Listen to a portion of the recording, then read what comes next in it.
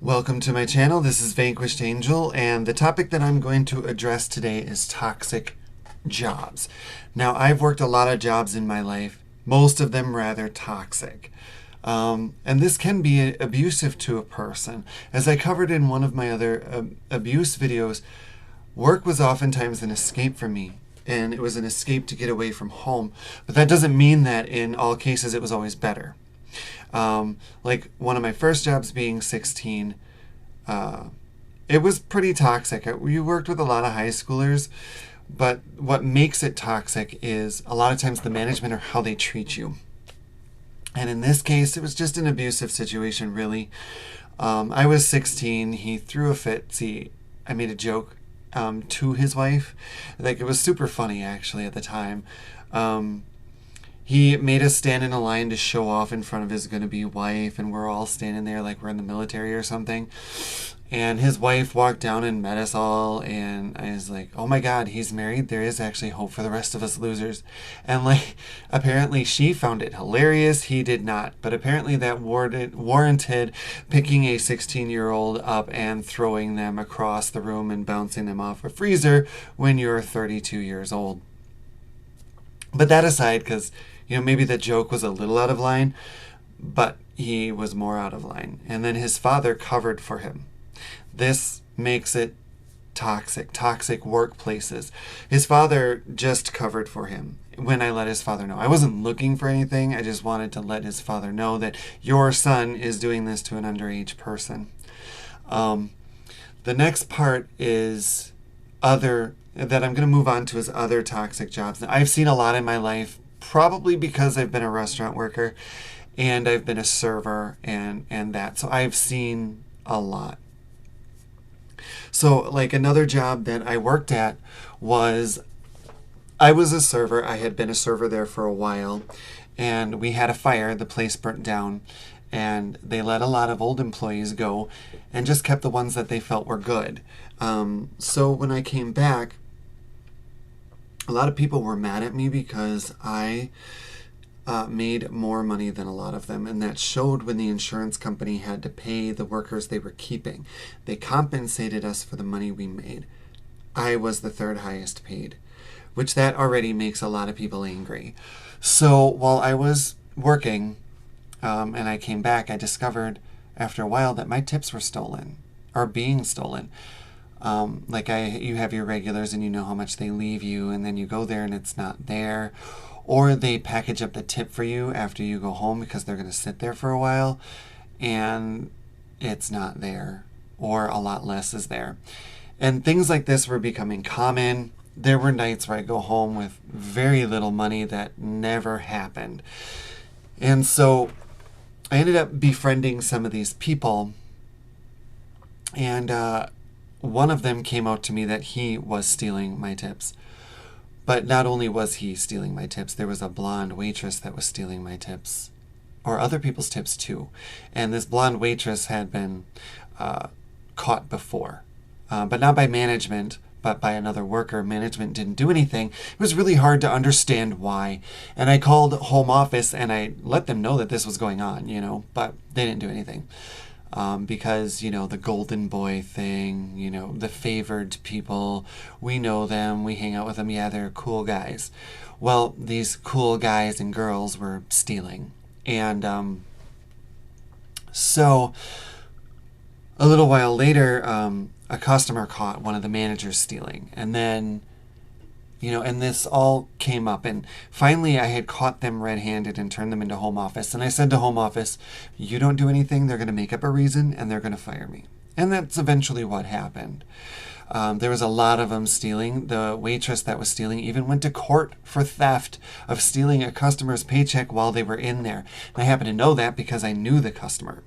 And of course the customer forgave them because she was a good Christian girl, and the waitress that stole the tips was, oh, I hope God forgives me, and it worked. She let the charges go. But in the end, I did get fired because they did make up a reason to fire me. And also, after that point, the general manager was caught for embezzling. So that's the reason why nothing was ever done. because all these people were stealing, and they all knew about each other stealing. And that is also a kind of a toxic environment to be in. Let's see. Other jobs that were very toxic were another place that I worked in up north as a waiter. The owner was a woman who, and not to say she may or may not have had her reasons, but she had problems with men. And she very much took that out on male workers. And I was told I wouldn't last there more than a couple months. Well, 4 years later, she finally did fire me. But she didn't do it herself. She sent somebody else to do it. So what I'm kind of getting at here is a lot of the tricks and a lot of the things that they use. Like, for instance, this woman that sent somebody else to fire me used to tell us to serve outdated product. I refused to do that. Because I stood up to her a lot more, like she said, well, if a customer bounces a check, you're going to have to pay for that, their food. And I was like, well, because a customer steals from you does not give you the right to steal from me. And I would say things like this and I would stand up to them. The problem is then when you do that, they cut your hours. There's a lot of places that have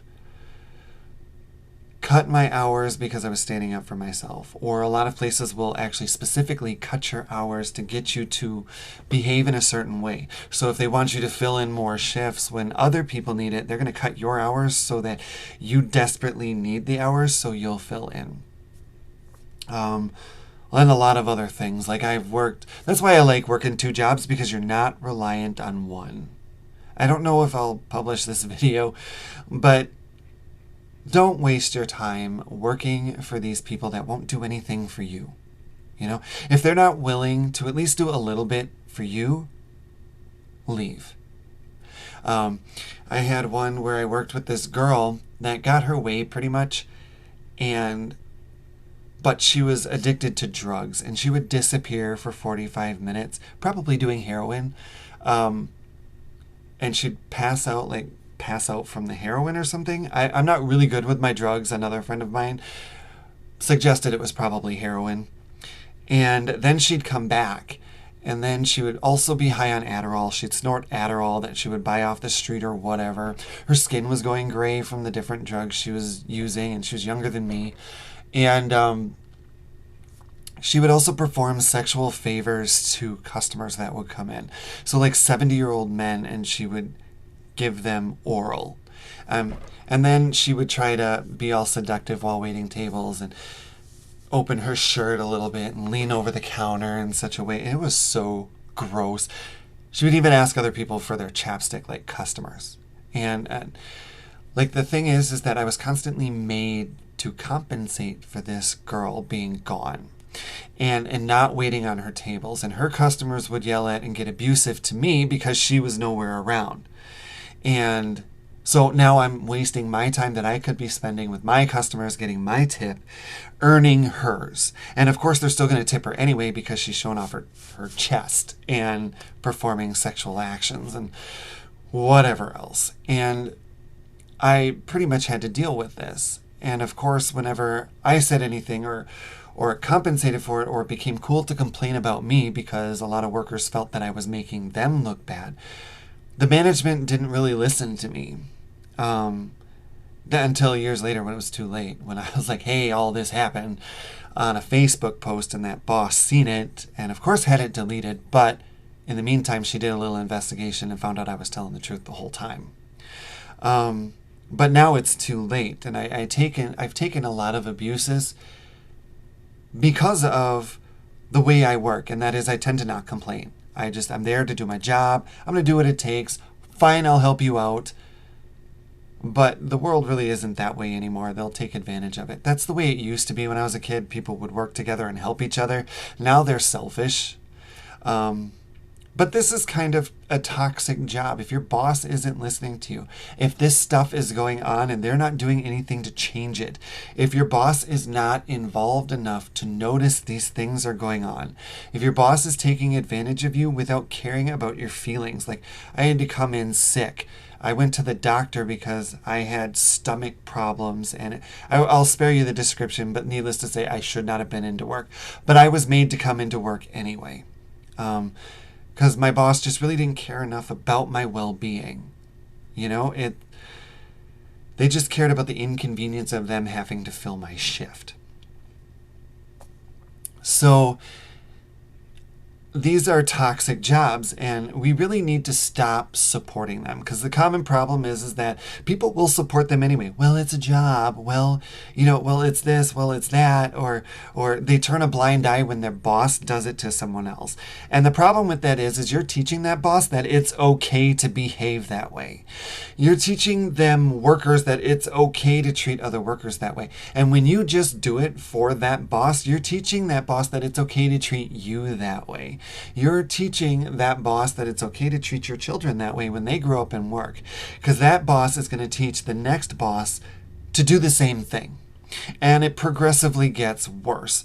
And we're teaching them that these abuses of employees are okay, not just forcing them under duress to come in while they're sick, but also cutting their hours as a form of punishment, dealing with their livelihood, especially when it's an actual good employee. We're no longer rewarding the good employee that's there, that comes, that shows up, that helps out and is a team player. We are rewarding the booty kisser, the one that sucks up, the one that is not actually a good employee. These are all signs of toxic jobs, and you really should not waste your time on them. You are worth more than what they are. Go get an education. Go do something. Go make yourself happy with your life and move on. And I know you can't, because a lot of times your boss will take advantage of, your weaknesses. Like, jobs are hard to find at the moment, so they're going to take advantage of you. But that's when it's more important to stand up to them. We are having these problems today because people are not standing up to their boss. They're too afraid to. Somehow we got psychologically tricked and basically pigeonholed into dealing with this. Back when the union started, they didn't stand for any of this stuff. I mean, they had 10 kids to feed, jobs were scarce, and they still stood up to their boss. We don't have people of that integrity anymore, and that's kind of sad. That's something we need to bring back. We need people to stand up again. And don't tolerate these toxic jobs. Don't tolerate these toxic bosses. Throw them to the curb. Treat them as if they would treat you. They can have those stupid, crappy employees. They can keep them. Okay? What you get what you put in, And since that's what they're putting in, that's what they're going to get. And just let it be. Don't stick it out. You're better than that. You're worth more than that. I was worth more than that. And it took me years to realize that. And when I finally did, I started to make it. All right. Hopefully that gets through to someone. Hopefully I've helped you in some way.